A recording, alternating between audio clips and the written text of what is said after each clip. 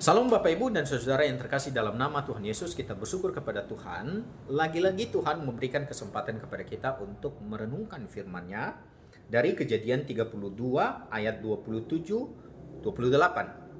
Bertanyalah orang itu kepadanya, "Siapakah namamu?" Sahutnya, "Yakub."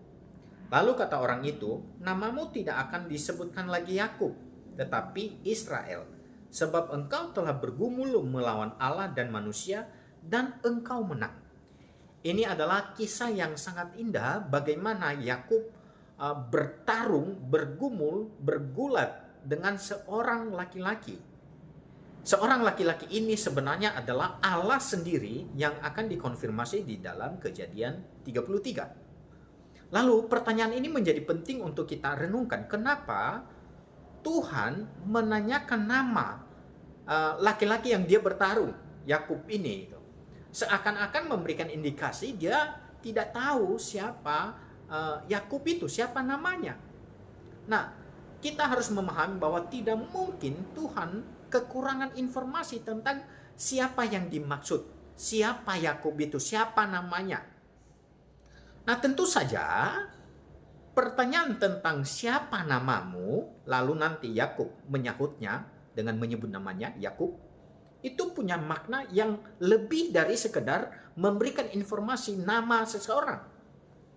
Karena kenapa? Karena sebenarnya bagi orang Israel, nama itu melambangkan diri seseorang siapa. Melambangkan karakternya, mewakili seluruh identitas hidupnya. Maka ketika Tuhan bertanya tentang nama, siapa namamu, itu memberikan atau menuntut satu jawaban semacam pengakuan diri, siapa dirimu sesungguhnya. Dan itulah yang sebenarnya dimaksud di sini. Ketika Yakub menjawab, "Saya adalah Yakub," itu tercakup di dalam pengakuan diri, saya ini adalah seseorang yang punya identitas Yakub, yang masa lalu saya seperti ini, seperti ini. Dan itu kalau kita belajar, rupanya memang Yakub ini adalah seorang penipu yang menipu abangnya, kakaknya Esau, lalu menipu papanya, lalu kemudian di dalam perjalanan hidupnya dia juga sering ditipu. Jadi identitas sebagai seorang penipu itu sudah melekat di dalam diri Yakub. Nah sekarang waktu ditanya, "Siapa namamu?" Ya, saya adalah Yakub. Itu mengakui diri siapa. Jadi ini bukan hanya sekedar menanyakan nama. Lalu setelah pengakuan itu yang terjadi adalah dia diberikan satu identitas baru, yaitu Israel. Sejak saat itu nama Yakub adalah Israel.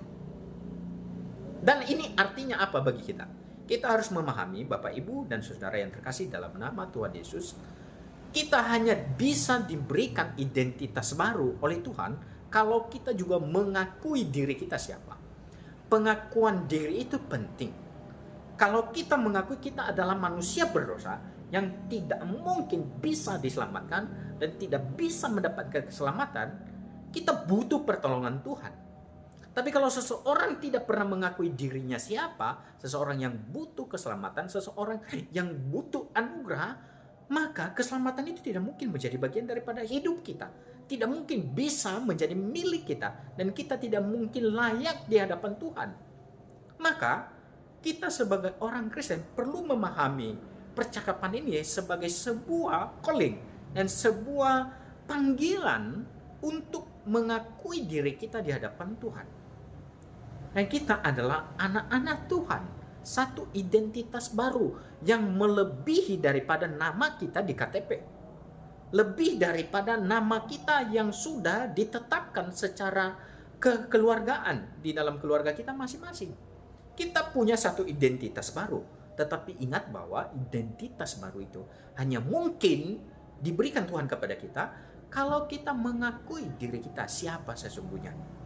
Pengakuan dan mendapatkan identitas baru itu sangat penting.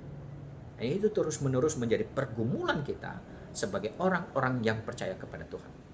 Bapak Ibu, mari kita mengaku diri kita sebagai orang yang butuh anugerah, sehingga anugerah Tuhan itu diberikan kepada kita. Tuhan memberkati.